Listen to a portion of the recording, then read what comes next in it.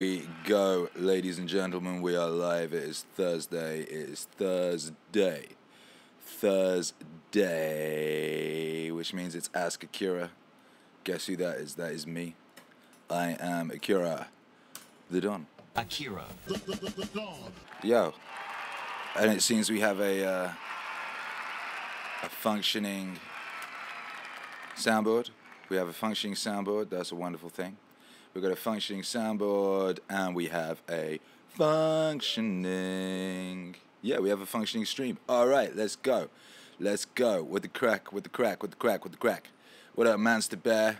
What up, Manster Bear? What up, Teresa the Kid? What up, YouTube hero Alex? Yo, what's cracking? What up, Synapsia? And what up, Abel Nava? What up, Paul, Rene, Nichols? Yeah. Yo, we here. We are here. And, yeah. Oh, shit. What have I done? Hang on a sec. I don't know what you mean by, I hear. Shut up, Siri. How dare you? I didn't even talk to you. I wasn't trying to talk to you, Siri. I was trying to switch my Instagram live stream on. How dare you? Anyway, yo, what the fuck is up? It's me. It's Akira the Don. It's Thursday. I'm ill. That's why my voice is so beautiful and sonorous. That's why I've got this beautiful golden Tom Waitian thing going on. It's beautiful. It's very, very beautiful. And so I hope you enjoy my beautiful ill voice. I'm certainly enjoying using it. Makes a difference. You know, you're like, hey, baby, what the hell? Yeah, anyway, what's going on? Hey, what up? We just switched Instagram on also, but we're streaming live on YouTube right now. That's the primary location. And we are answering your questions. That's right, Manster Bear. Akira is ill like nobody iller than me. That's right, I'm ill like Morrissey was talking about when he was like, am I still ill? We're like, yes, Morrissey, you are still ill. You are ill like the Beastie Boys in 93. You're ill like the Beastie Boys in 88. I mean, these were ill periods. By the way, what the hell is with Eminem stealing the Beastie Boys artwork for his trash new album? What's with that? Yo, what the hell, Eminem? What the hell, Eminem? Can't you come up with your own album cover? You just got to steal a Beastie Boys album cover after, like, you've spent your whole career, like, not giving the respect that the Beastie Boys deserve. You never gave the Beastie Boys any respect, and then you just steal their album cover for your trash album. How dare you, Eminem? Tuska. Also, Eminem, how dare you draw your beard on with a makeup pencil? How dare you steal Sam Smith's fake beard? Eminem, how dare you? How rude. Anyway, shouts out to Eminem. Manster Bear says Eminem is lost. He is indeed lost. He's lost somewhere in his giant mansion, wandering around, screaming gibberish into his phone about Donald Trump and Machine Gun Kelly and other people that he feels he can diss without it being culturally inappropriate. He was always the biggest pussy when it came to people like he went to war with. Like, he would like, oh yeah, I'll diss Christina Aguilera. Yeah, oh wow, Eminem, that's a big fight, Eminem, for you to pick there, Christina Aguilera. Oh, maybe the Backstreet Boys. Yeah, let's pick a fight with the Backstreet Boys. Eminem, you savage. Oh my God. Eminem was only ever really good when he was sort of going through like adversity, whether that was with other people or himself. He hasn't made a good record for about 20 years or something. But the last good record he made was that one about Everlast. And he was like, yeah, I can fight Everlast because he's a white guy. So it's okay, and I can be really vicious about him. So he made like 3 records about Everlast from House of Pain, in which he like, you know, he'd had a heart attack. So Eminem's like, ha, you had a heart attack. I hope you have another one, you old fuck, and all this shit. It was like really savage.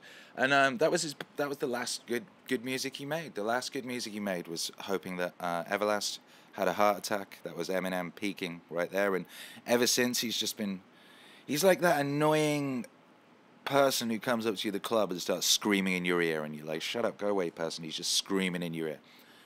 His music is really dated badly. You can't play any of it in the club. Like, none of it. You can't play an Eminem record in the club. Even My Name Is will still, like, clear sort of at least 30% of the dance floor. Like, it's really strange. It's really strange. And I think the reason is, I have found with rap, inauthentic voices do not date well. So it's like if you're putting on like a comedy voice, it doesn't necessarily date well. Or if you're putting on a voice, like you're pretending to make your voice sound deeper or higher pitched or whatever, it doesn't date well. Same has happened with Nicki Minaj. Nicki Minaj's records where she put on a silly voice, they just haven't dated well. Like you can't play them now. It just sounds weird. So yeah, there's a lesson in there. The lesson is, you know, just use your authentic voice, whatever that is, and your shit will last. But put on a silly voice, and yeah, not so much. Jared Saavedra says MGK Eminem diss is explosion emoji. Yeah, it was all right. It was better than anything Eminem's done for about 20 years, but it wasn't amazing. And also, you know, MGK still said that Eminem was amazing in the diss. It's like you diss someone, but you also say they're amazing at the same time. That invalidates your whole diss. So he didn't go 100% savage. I would have liked him to go 100% savage and just be like, yo, annoying Sam Smith looking ass weird guy in a fucking hoodie, hasn't done anything relevant for a long time, did that really creepy freestyle, and where you got like 50 black guys to stand next to you, like nodding enthusiastically because you were so insecure about the core message of what you were saying. Like, you know, there's a lot of shit to go in on Eminem about, and like people don't. I don't know why. It's very weird. Manster Bear says never go half savage. Exactly. Like either put the dick in or do not. All right, don't mess around. Don't like fucking like linger around the edges for fucking 2 hours, because like that shit gonna dry up and no one's gonna want to go. Like anyway, so this metaphor is going deeper than I expected at this point of the conversation. What up, everyone on Instagram? Hi, Instagram gang. I'm Akira the Don. I'm talking to YouTube and I've got you on the side, and I know that seems disrespectful. I don't know what to do about that. I'm trying to work it out. Should we have a separate Instagram discussion? Maybe we should do that. Then I can look you right in the eye. Because that's what you deserve, Instagram. I know you do. Anyway, back to guys over here. Yes. Anyway, yeah, it's Thursday. I should be answering some questions. First off, though, I would like to say thank you to everyone who's joined the Patreon. We launched a Patreon last Friday. People have been asking for it for a long time. So we launched one, and we have 40 patrons, ladies and gentlemen, 40. What a wonderful thing. I'm very, very grateful.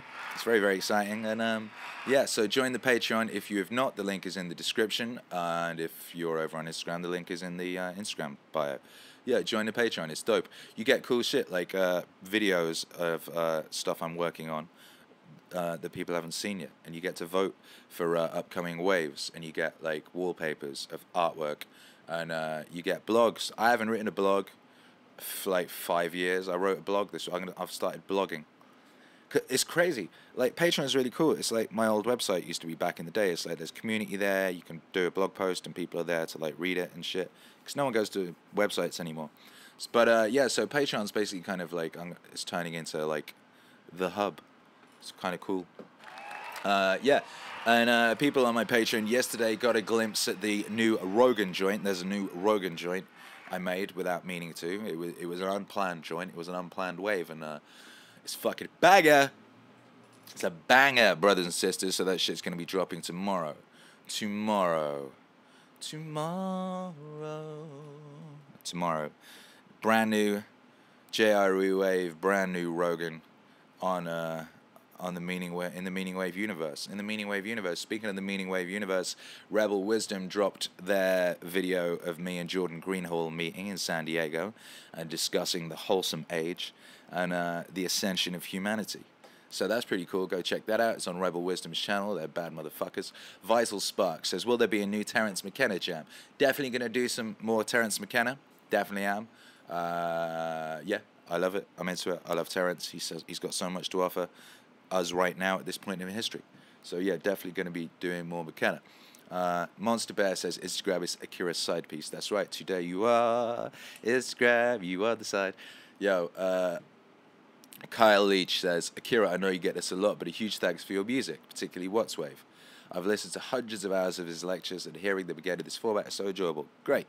Wonderful. Thank you, brother. Appreciate you being here. By the way, I know you get this a lot. People have been saying that recently. People are like, oh, yeah, I know I said this before in a comment, or I know people say that you're good all the time. Yo, that's not a reason to stop. Never a reason to stop. You should always leave comments saying, oh, my God, Akira, you're amazing. Because, you know, A, it's true, and B, it's helpful, you know. It's fuel. It's fuel. I appreciate it. The community appreciates it. So never be like, oh, yeah, no, said this before. No. It's good. Say it again. Peter says, Akira, as an old fad, could you make Living in the Future 3? Excuse me, my voice is completely going here. Yo, Peter D2S, thank you for being here. Shouts out to all the OG Akira fans, OG gang. I dropped a classic. I dropped a nostalgic picture on Instagram earlier of me and Bashi and Big Nasty in Don Studios 2 in Clapton in 2006 or something. Beautiful times. I had really long hair at that point. I think it was the longest it ever got. It was like 3 foot. Hercules said to me the other day, Dada, can you cut your hair long again? And, yeah, so I might. Anyway, Living in the Future 3. Yeah, I would like, do you know what? I might have said this before. I am waiting for something to happen before I make Living in the Future 3. And I'm waiting to find some animators with whom I can collaborate and make some really good animated music videos. I had this vision for animated music videos at the very beginning. When I first signed to Interscope, I had this whole plan of how things were going to look. We were going to make music videos that were kind of a bit like, say, Roger Rabbit, as in they would incorporate animation and live action, and they would make a world in which the animated and the live action interacted. Kind of like the contemporary idea of augmented reality. I wanted to create an augmented reality Donnaverse. And yeah, and that's what I want Living in the Future 3 to be. So yeah, because that was, that was one of my first animated music videos back in the day. I did it with my little brother. It was wonderful, and I really want to do that for the next phase of Akira the Don as a rapping artist. I was rapping in the club last night, by the way. It was great. Yeah, I mean, I will be coming back to do more of that stuff, but it needs to be high-level, amazing shit. And, that's where stuff like the Patreon comes in, because, like, as we build the Patreon, that means I'll be able to start employing people to do shit, like make fucking sick animated music videos. So, yeah, there you go. Nicholas DeMoria says, is Alex Jones wave on the agenda? Did you see Alex Jones shouting at Jack Dorsey from Twitter? Oh, no, did you see him shouting at Marco Rubio yesterday? That was magnificent. Oh, my God, and then Marco Rubio threatened to beat him up. This was fucking amazing. What a time to be alive. What a time to be alive. But, I don't like to talk about unannounced waves. I don't like to talk about unannounced waves. So, as far as announced waves, what's coming up? IDW, Intellectual Dark Wave, definitely coming up. Jocko, the album, definitely coming up. JRE Wave, the Rogan album, definitely coming up. JBP Wave 7, definitely coming up. What's Wave 5, definitely coming up, but loads of other stuff that I haven't told you. Secrets. Secrets, ladies and gentlemen, secrets. Secrets. Secrets. Ewan White says, I have a question. What do you think about a T-Series taking over PewDiePie soon in subscriber count? I don't know what T-Series is. There you go. There you go. I don't. Honestly, I don't. That's me admitting ignorance, by the way. By the way, did you see that? That's a powerful thing to do. Because back in the day, I'd have been like, oh, yeah, whatever. I think it's cool. Or, oh, yeah, well, PewDiePie's a G. I wouldn't have admitted that I didn't know. Nowadays, every time I don't know anything, I'm just like, yo, I don't know. Tell me what that is. I don't know. And that way I learn new shit every day now. And I'm like, basically, like, admitting you don't know stuff is the quickest route to knowing stuff. Basically, it is. Yeah. So there, I don't know. Felix Herman, are you mad that many define you just about your Peterson work? No, not at all. Why would I be? It's great. It's really great that lots of people resonate with the Peterson stuff I've done. That's wonderful.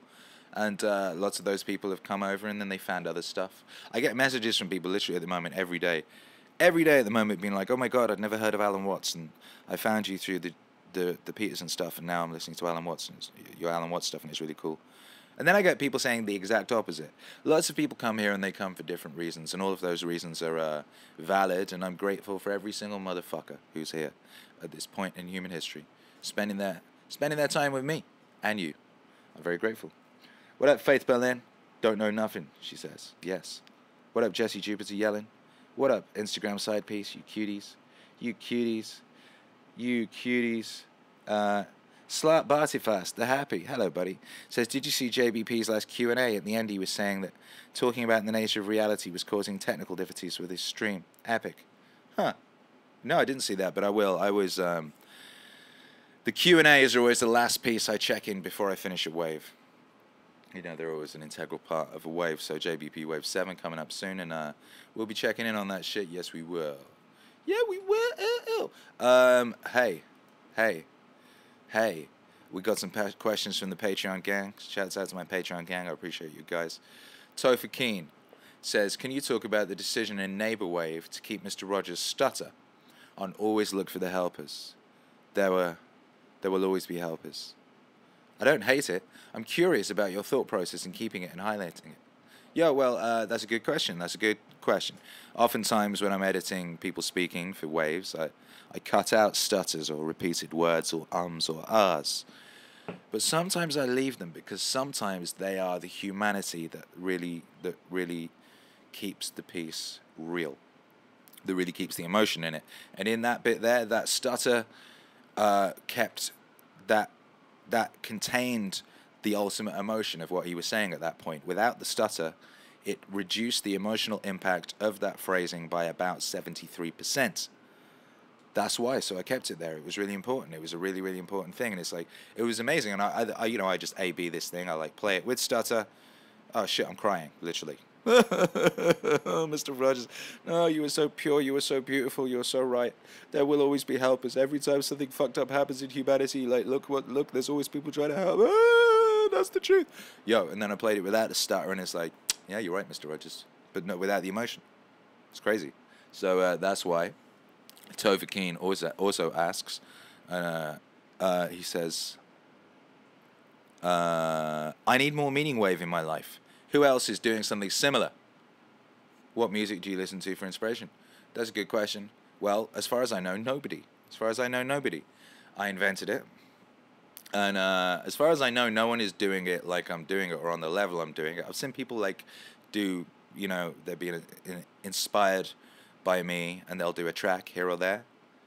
Like 1 or 2 tracks. Someone sent me one the other day. They'd done a Alan Watts track. And it was dope. It was dope. Oh, did I tell them that it was dope? Hey, if I didn't, it was dope.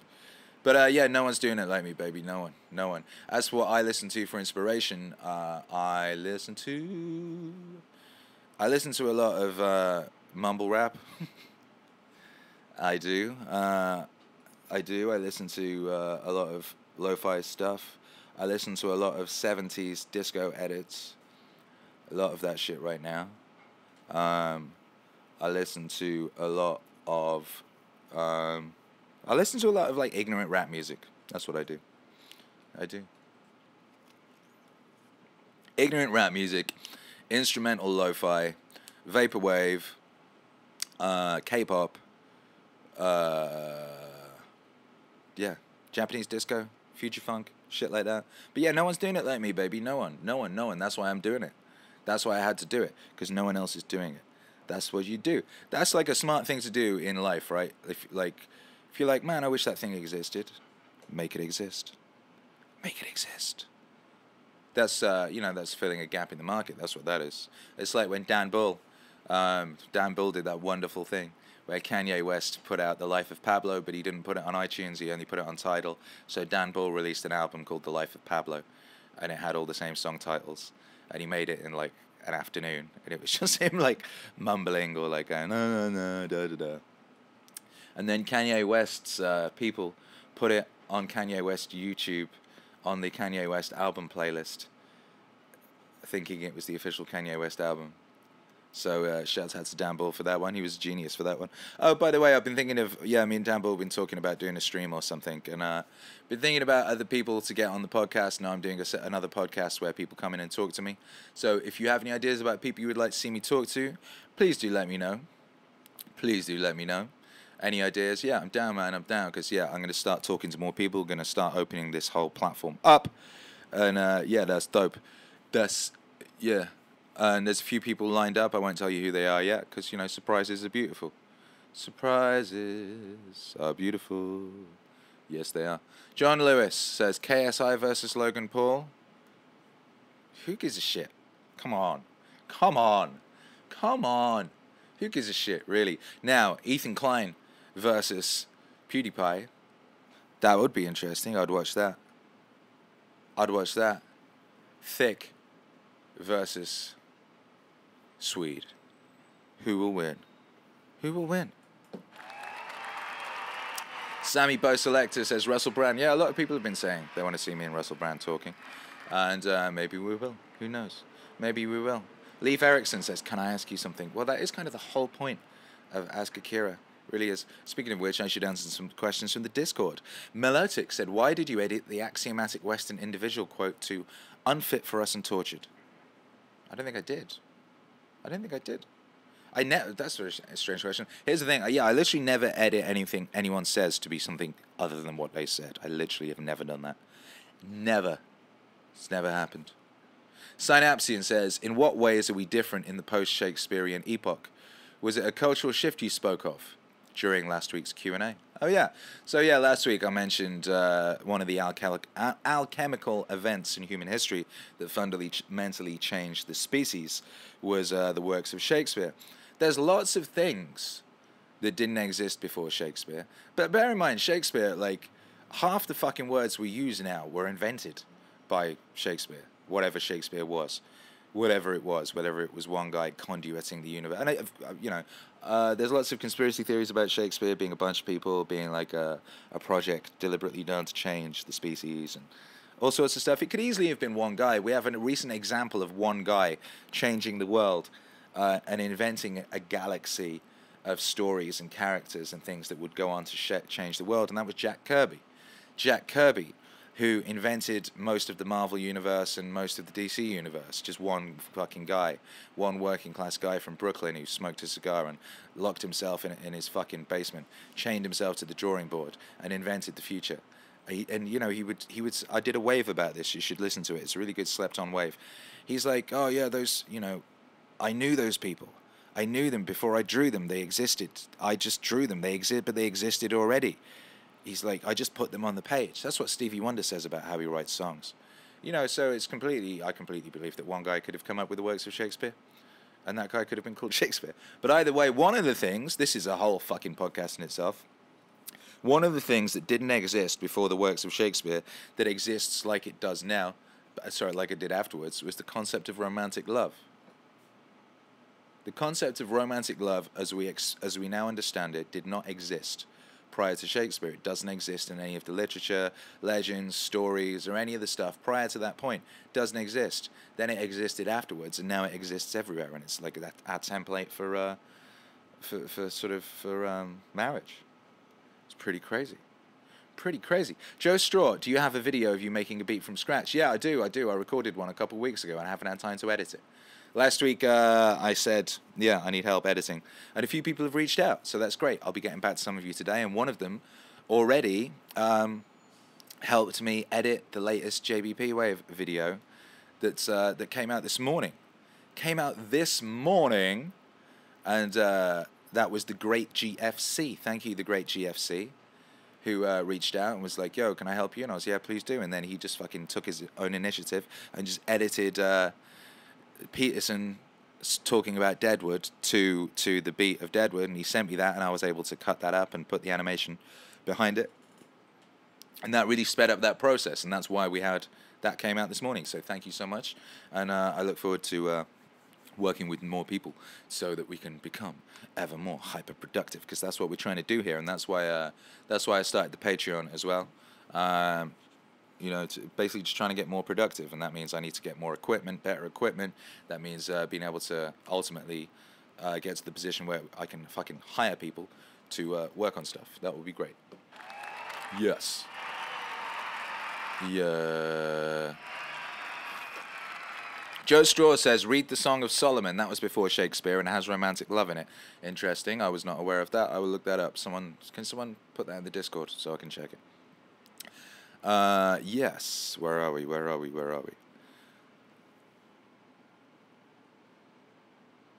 Synapsian. Would you consider taking some time, maybe a whole show, to answer questions about Akira the anime? How about a themed questions show? That's a great idea, Synapsian. We do need more order. It's very chaotic right now, this whole system. It's a very chaotic situation. It doesn't have as much form as it needs, and I think going forward, having themed shows where we discuss a topic and kind of go in on it would be useful. And I think Akira the anime would be a great one to do that on. So thank you, Synapsin. You're smart and wise. Joe Straw, thank you for the super chat. Says thank you for answering my question. Means a lot. You being here means a lot, you bad motherfucker. All of you being here. You guys over in the Instagram who I'm not ignoring. AVR1592 says, bro, does your merch ship all the way to Russia? Hell yeah, it does. Of course it does, yeah. Shouts out to Russia. Shouts out to everyone buying merch. I love you guys. Fucking very helpful. It means a great deal to me and my family. It really does. It's an amazing thing, you know. And we've got to, you know, Hercules needs a lot of school books and stuff. You need. Oh my God! I don't know if any of you saw. I posted a video on my Twitter and Instagram yesterday. Hercules is learning at home at this week, and he's learning something new off YouTube every day, as well as Mama Dan. She's teaching him a whole lot of shit, but we're allowing him to like choose things he wants to learn off YouTube, and he learned some fucking parkour. And he just climbs up the inside of the door frame now with his legs, leg to side to side to side, and then swings off the pull-up bar. Like a little Spider-Man. It's a fucking glorious thing to witness. It truly is a glorious thing to witness. Hannah, Song of Solomon is in the Bible, lol. Is there romantic love in the Bible? Really? Wow. Teresa the Kid, thank you for the super chat. I have turned my brother onto you. He has ADHD and cannot sit and read 12 rules, but he can work and listen to your music. Hey, there you go. How about that? Big up to your brother. You bad motherfucker, you. I'm glad this stuff is proving useful in your lives. I feel very, very grateful to be useful. Ed Chair says, hey, Akira, meaning. That's right. Meaning is the wave. Meaning is that wave. Akira. He's got clout. Yes, he does. Yes, he does. Puff says, I want to say if I didn't have you in the IDW, I'd probably not have lasted the year. A good map of the world and then the confirmation in the art. That's what the good parts of religion are made of. That's right, baby. That's right. Shouts out to you, Puff. Thank you for being here, and yeah, I'm grateful to be of use. Shouts out to the eccentric naturalist. Thank you for the super chat. What do you think of the idea of Alan Watts' evil doesn't exist / doesn't matter, as opposed to Peterson's evil is real, everything matters?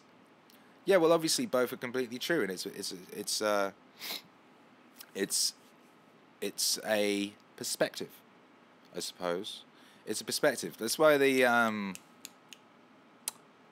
what was that Scott Adams track I did where he quoted Norm Macdonald, and he was like, you know, most people think life is a battle of good between evil, but it's actually a battle of good versus good, because people doing evil usually tend to think they're doing good.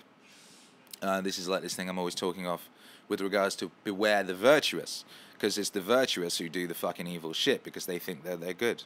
So they think they've got virtue on their side, so they'll do really evil shit. Therefore, evil does exist. You know, listen to Jocko, and he will read you a story about something definitely evil that occurred. You know, but then zoom out into the cosmos and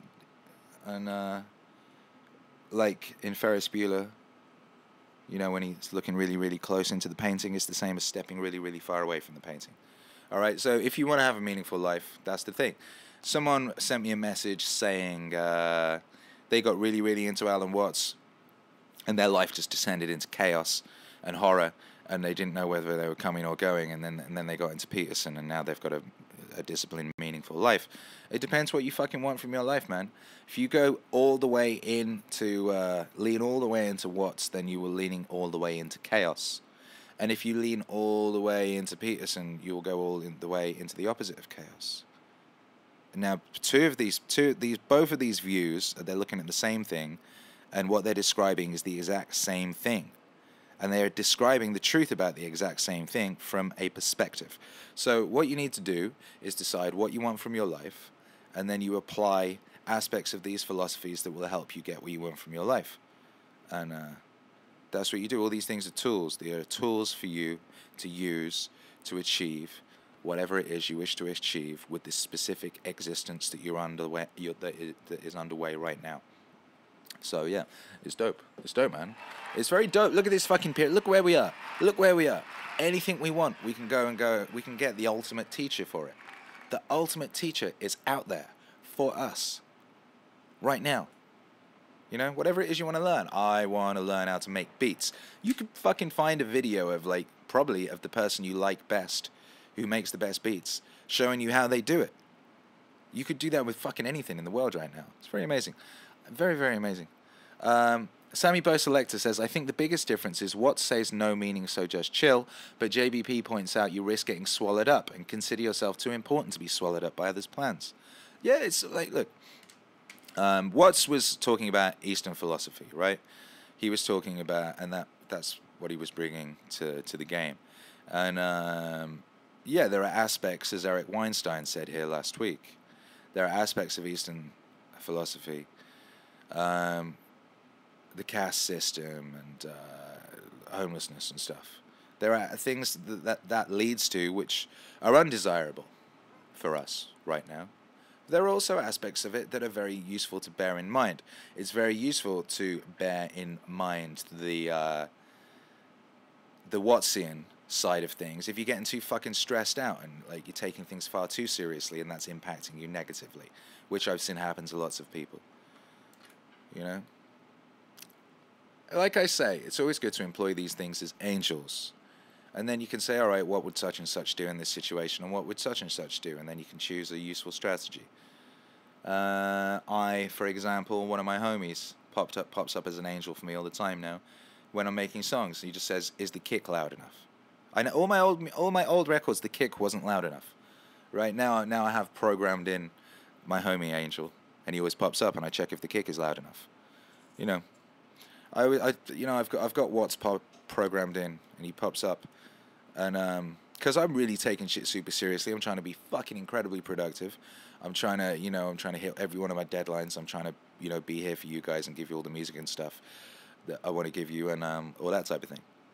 And sometimes I'll be fucking driving myself so crazy and so hard that Watts will pop up and he'd be like, yo, motherfucker, you're actually running a risk of endangering yourself and your health and stuff right now. Chill the fuck out a little bit. A little bit. And then Jocko will pop up and go, get after it. Anyway. Ed Chair says, I find Peterson's work on meaning most helpful. The existentialist would be right there with him, realizing that one is vulnerable is so valuable to a meaning existence. Yeah, that's true.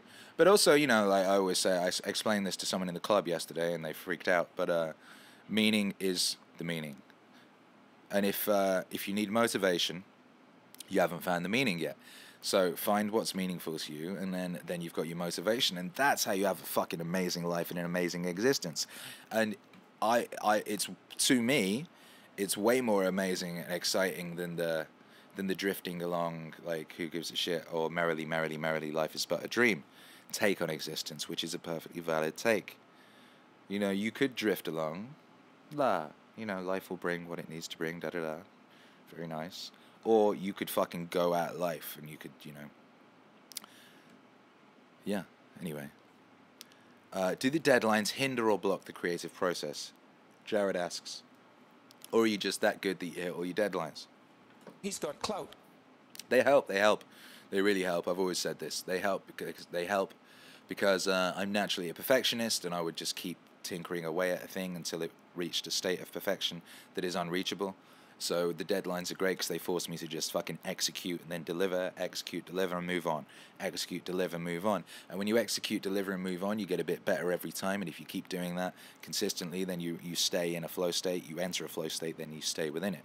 So it's actually really, really helpful. And like, I'm ill right now, right? But I still forced myself to come into the studio yesterday, and I did this Rogan track that's amazing. It wouldn't exist otherwise. My natural inclination was to stay in bed, but I forced myself out. And the track is brilliant. I'm really glad it exists. And yeah, I came down here today to do this live stream and do the video for the track, and I'm really glad I did. I'm always really glad. I'm always really glad. So, yeah, deadlines are brilliant. Deadlines are really useful. To Fetus, any more time wave in the future? Yeah, more Terence Mckenna. Yes. Also, why did you pick Terence to go with Watts, JBP, Jocko, etc.?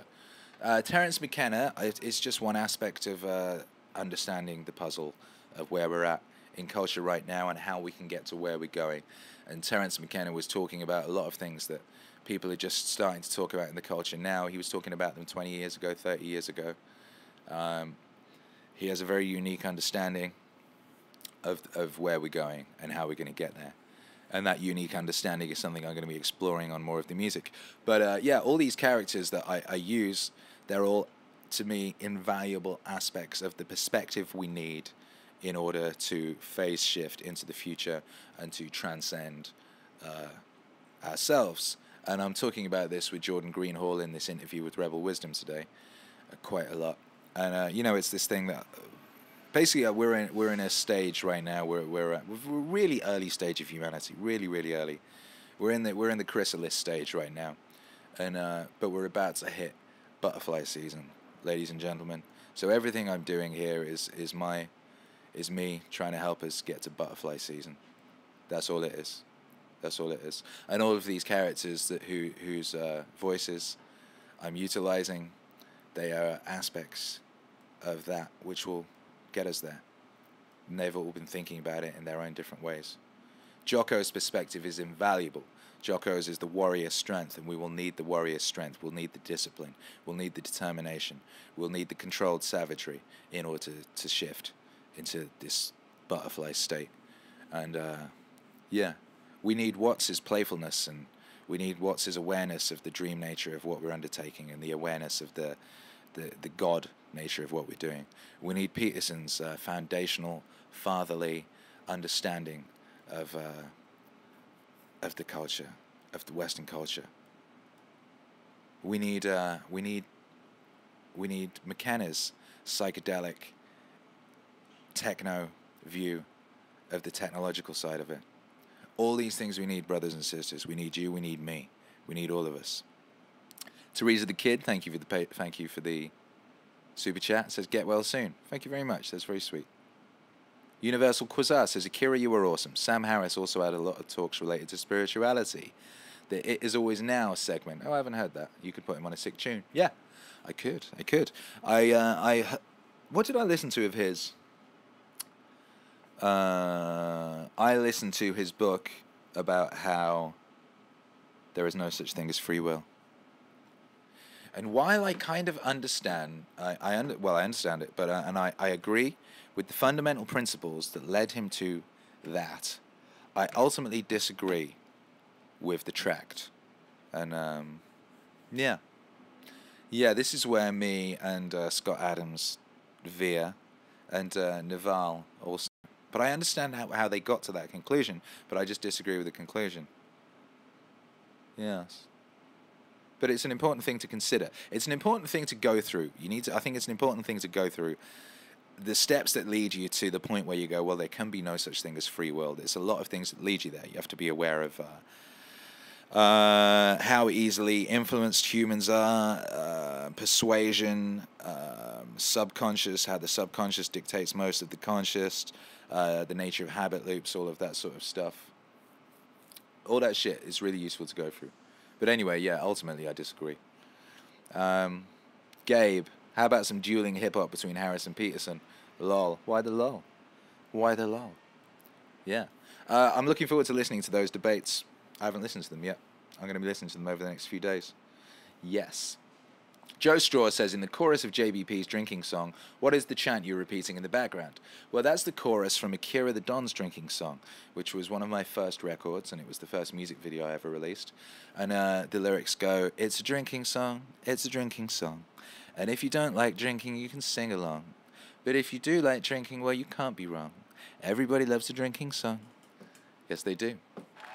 And that's a sweet, sweet fundamental truth. Yeah. Yeah. Artful Snacker says, motivation is like a cup of coffee. It will wear off, but you can find something that inspires you, can change your life. Exactly. Motivation is bullshit. Motivation is bullshit. You need meaning. Meaning is the motivation. Once you got the meaning, you'll never need motivation ever again. Ever again. What up, Side Piece Instagram? You cuties. I like that you're here. I'm glad you're here. I appreciate you. Beaumont Mike says, the best part of existence is lasagna. Who are you, Garfield? Respectfully disagree. Yo, Sir Peppers. What up, bud? You bad motherfucker. Sir Peppers helps collate the questions. He helps organize the questions. He puts them in a text file. He sends them to me every week. He's a bad motherfucker, and I appreciate him.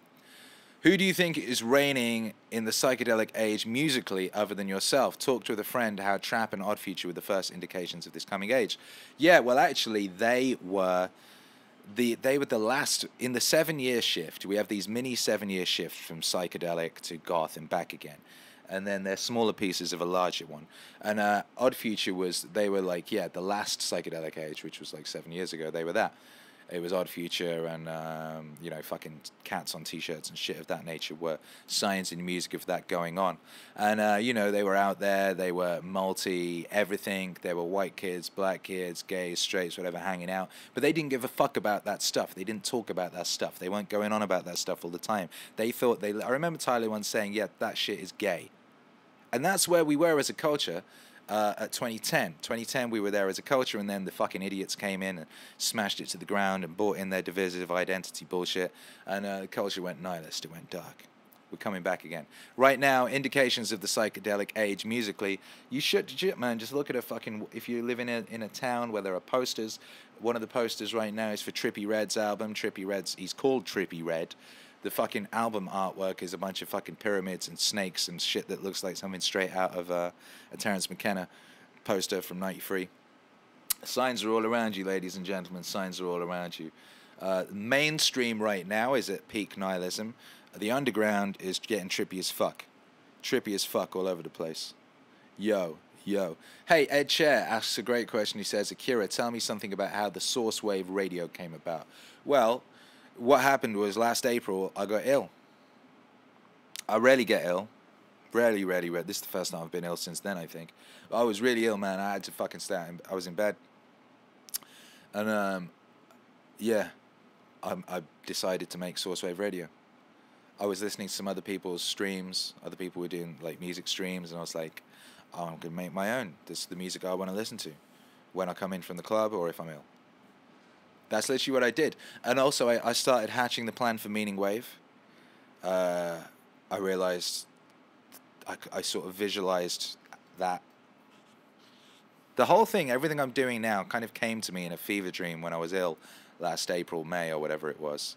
And then I made SauceWave Radio. Then I made Be a Plumber that sampled Jordan Peterson. And now here we are. So, yeah, that's how that came about. The more technical aspects of it took me fucking months of trying different ways to make it actually work technically. OBS, streams on laptops, via servers, whatever, different programs to play the music, stream the music, whatever the fuck.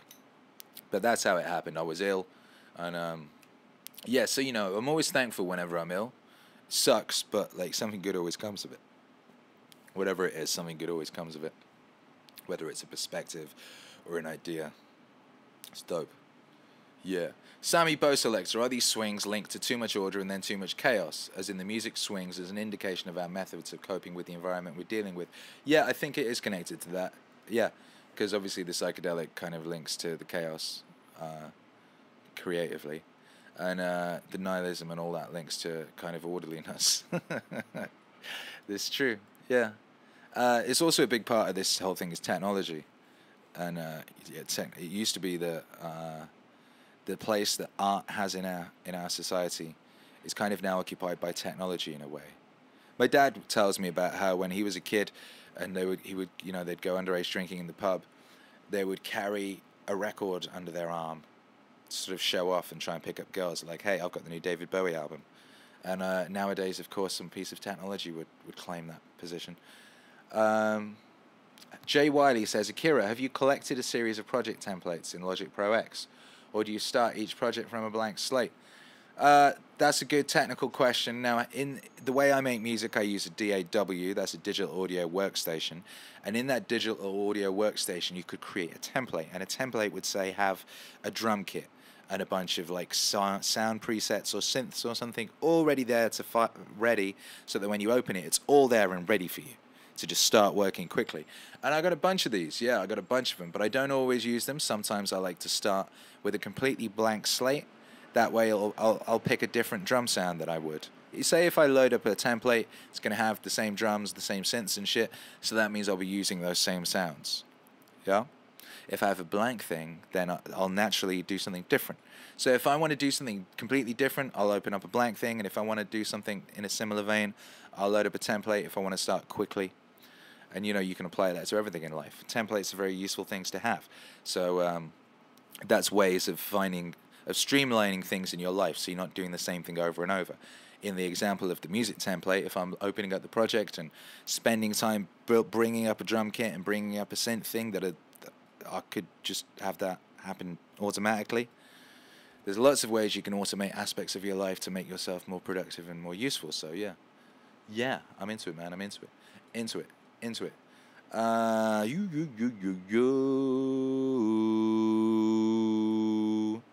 Marcus Strickland. Wow, Sammy. Maybe they reflect the culture. It's the most shared and played expression of the time. You know, who was it who said politics is downstream from culture? Everything's downstream from culture. Yeah. Anime Watcher says, what was the motivation behind naming your child Hercules? And what grooming advice would you give to creative people who are not naturally inclined to looking presentable in the outer world? That's a great question. Well, Hercules was, I don't know, he was just called Hercules. He just was. Like, we didn't get Charlotte tested to see if it was a boy or a girl. We just knew he was a boy. And we just knew he was called Hercules. At one point, I was like, maybe he's called Zeus. I was like, nah, that's me. So, maybe he's called Ulysses. I was like, no, it's not Ulysses. It's Hercules. So fucking, he just was. I don't know why. He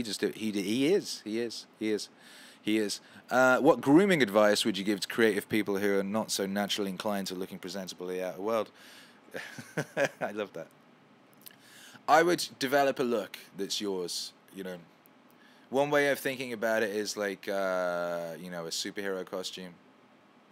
Is like, you know, think of it like that. Think of how you want the world to see you. Because, you know, everywhere you go, it's... here's the thing, it's like the world seems to be split into two groups. People who think that the world is happening to them, or people that think they are happening to the world. And if you decide to choose that you are happening to the world, right, then a part of that is how you appear to the world, your visage. And you've got complete control over that. That's one thing you've got complete control over. It's pretty amazing. You can paint yourself what color you wish. You can garb yourself in whatever you wish. So think how you would like, if you never have, think how you would like the world to receive you. And I'm like, oh, I never really thought about that, but I did. I was just a bit instinctual with it. And what I realized is from an early age, I wanted to turn myself into a sort of rock star superhero creature. That's what I wanted to be. That's the avatar I wished to be in the world. So that's what I did, sort of naturally. But if, just do that. And then, then there's lots you can do with that. But just, take your the physicalness of you seriously, because you should, because it's the first thing that people see. And it's very powerful. It's very important. It's very powerful. And if you wish to affect the world rather than the world affect you, and I would advise that, it's a much, much better way of living, I think. Then, that's a big aspect of it.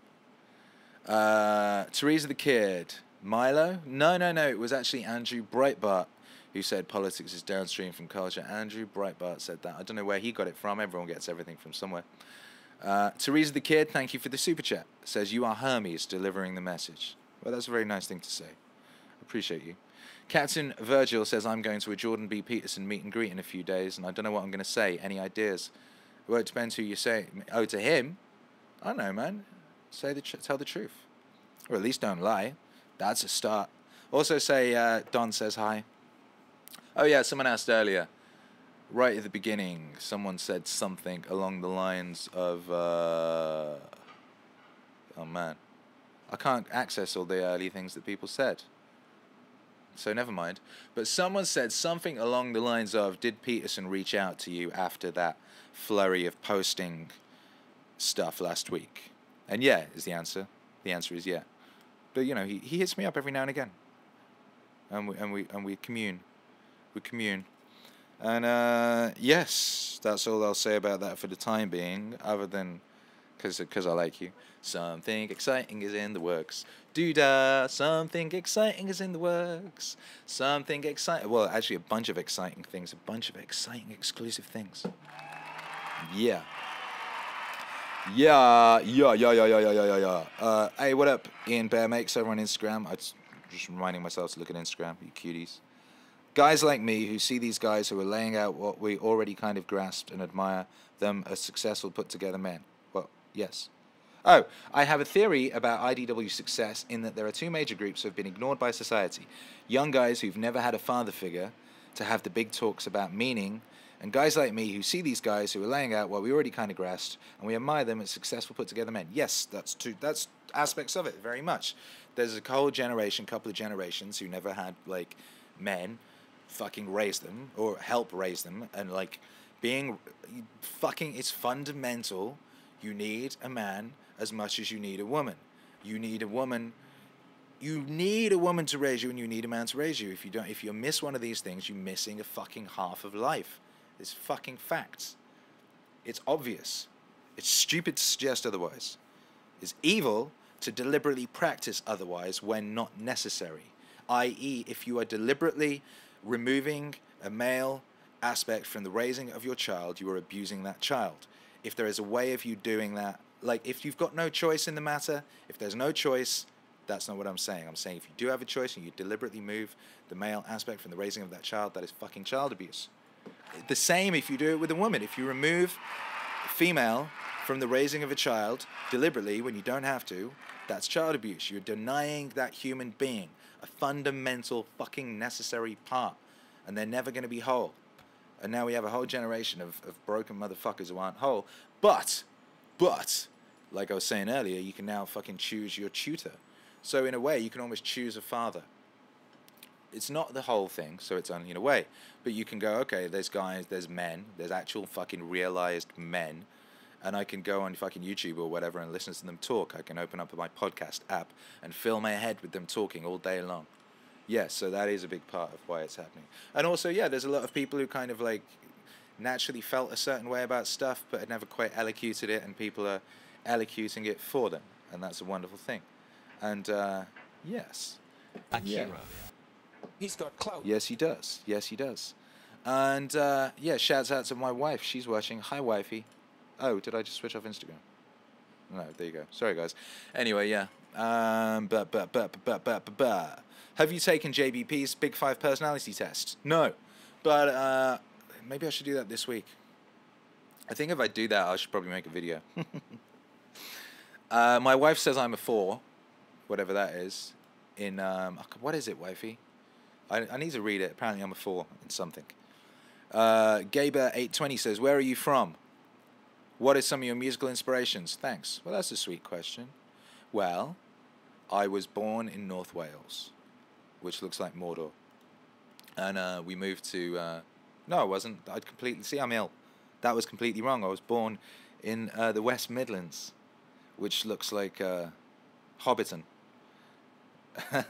And then we moved to Wales when I was 2, and I was raised in Wales. That's what it is. And then I left home when I was 15. And then I ran around the country, and I lived in London for many years, and now I live in Los Angeles. And it's very nice. Some of my musical inspirations, well, Little B, big musical inspiration. Ice Cube, big musical inspiration. The Morrissey and the Smiths, big musical inspiration. Daft Punk, big musical inspiration. Adam and the Ants, Sex Pistols, Michael Jackson, Jackson 5, Stevie Wonder. So many. I could sit here reeling off these motherfuckers all day, but those were the ones that popped into my mind right there and then. So that's important. That's important. Right now I'm very inspired by a lot of people I'm working with. I'm very inspired by lofihokage. I'm very inspired by Mika's music. I'm very inspired by Catalyst. Some wonderful people. I'm very inspired by you guys. I really am. Really am, every day. I look at my Discord, I'm inspired by the conversations I see there. I look at the comment section on the YouTube videos, I'm very inspired by that. I look at the comments on the Instagram, hey cuties. Very inspired by that. Musically right now, yeah, we talked about this earlier, I like mumble rap. Yes, I do. Yes, I do. Yes, I do. Big John Bear, come on, get it right, man. Know your birthplace, for crying out loud. Right, this is the problem with streaming when you're ill. Things get jumbled and confused. Yes, they do. Yes, they do. Jay Wiley, you're going to peep that new Aphex EP next week. I didn't know there was a new Aphex EP next week. I definitely am, yeah. Aphex Twin, I love Aphex Twin. He was actually very influential on me. Also, Square Pusher. Also, Deanswood. Yes. Yes. Manster Bear. Shouts out to the Bears. There's a bunch of Bears locked in. As always, big up the Bears. Big up Owen Benjamin and the whole gang. My lineage is from Wales, but I know nothing about it. They came to America 6 generations ago. Well, the Welsh... What can I say about the Welsh? Well, the North and the South is very different. I was raised in the North, spent a bunch of time in the South. They're a very creative people. The Welsh, very creative. The terrain is harsh, but beautiful. That always has a lot of influence on the people. It looks like Lord of the Rings. They should have shot Lord of the Rings in Wales. I don't know why they went to New Zealand. They could have gone to Wales.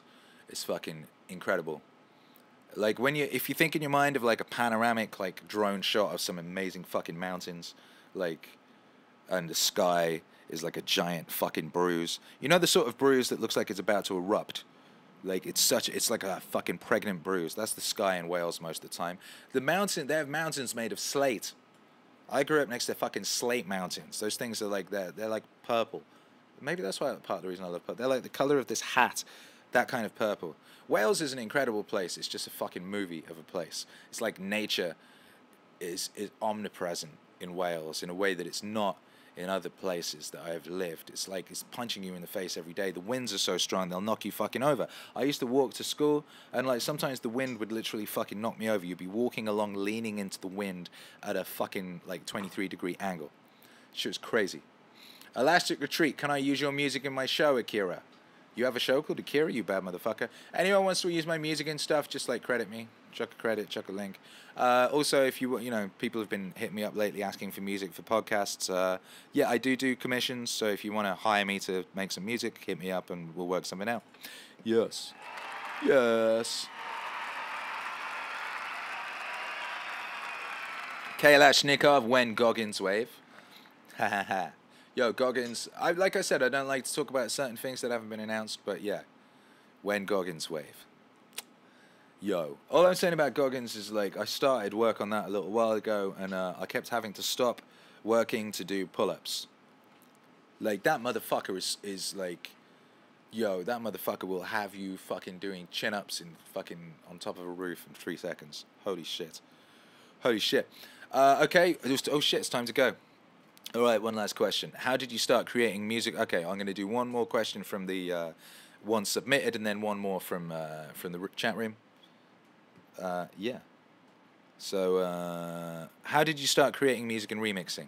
And what's your advice for a young lad looking to get into the sort of thing you do, i.e., equipment, methods to learn, etc.? Well, I remembered yesterday, sorry. I used to make mixtapes when I was a little kid and like sell them in school. And give them to girls I was trying to chat up when I was like 7. And I used to do bits on these mixtapes where I'd make my own little mini bits of remixes. And I would copy one cassette to another cassette and back again. And then I would pull the tape out and I would chop it up with scissors and stick it back together with sellotape to create loops and shit. So basically I've been doing this shit as long as I can fucking remember. And the first time we got a computer in the house that had like sampling ability, you could record, I think it was 30 seconds of audio in Sound Recorder on Windows or some shit like that. And I'd made a tune. I sampled the first bit of drums from Beastie Boys, Sure Shot, and Suede's We Are the Pigs. We are the pigs. So, you know, it was like whatever equipment I had to hand, I made music on. I realize now. And I first started doing it, I guess you would say professionally, not like properly, using Fruity Loops on a PC, like a decade ago maybe, longer. And then I was working with Stephen Hague on my second album. He's a brilliant producer. He did True Faith for New Order and stuff.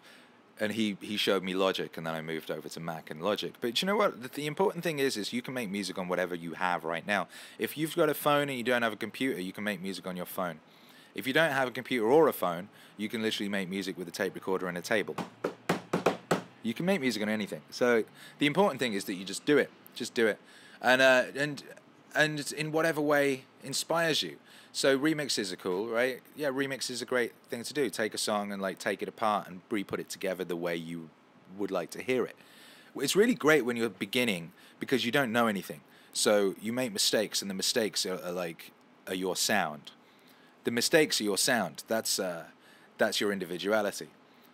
Like, I wouldn't watch too many tutorials. Just watch a couple of basic ones that just show you the fundamentals, you know. But just dive in and fucking work out your sound, and just do what makes you joyful. Do what makes you happy.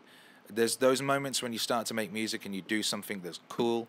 Like, I still remember the rush of those early ones. Like, I'm feeling it right now.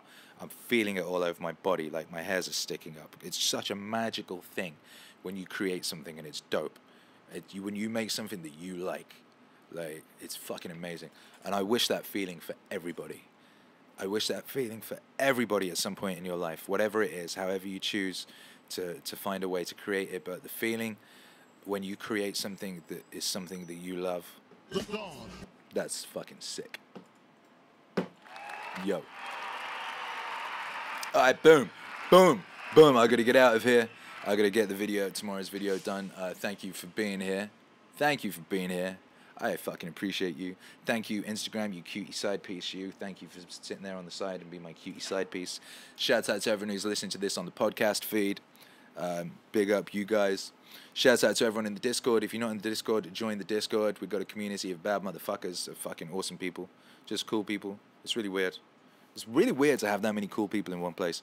And yeah, if you're not on the Patreon, join the Patreon. The Patreon is dope. You get access to the Patreon only feed. I am. You can see. You can read blogs. You can watch videos of me making stuff. You can vote on upcoming waves. You can get wallpapers. There's all sorts of cool shit. And there's going to be more shit because I'm just starting to realize the potential of the platform for doing shit. Like, it's pretty cool. There's loads of stuff I could do there that I wasn't able to do before. So there. So anyway, yeah, thank you for being here. Thank you, YouTube hero Alex, out there modding. You bad motherfucker. And yeah, sorry to everyone whose questions I didn't get to see. Leave them in the Discord. I'll answer them next week. Or just come back next week. Oh my God, I'm sorry. I feel terrible. Oh, Jesus Christ. All right, I'll be back next week. Here at the same time, same bad channel. But yeah, there's content every oh, Jesus Christ. Content every day. Every day, baby. That's what we're doing right now. We're going hyper productive shit every day. Tomorrow, new Rogan, and like then fucking just more magic coming up. More magic coming up. Thank you for being here. I've been Akira the Don. Gang.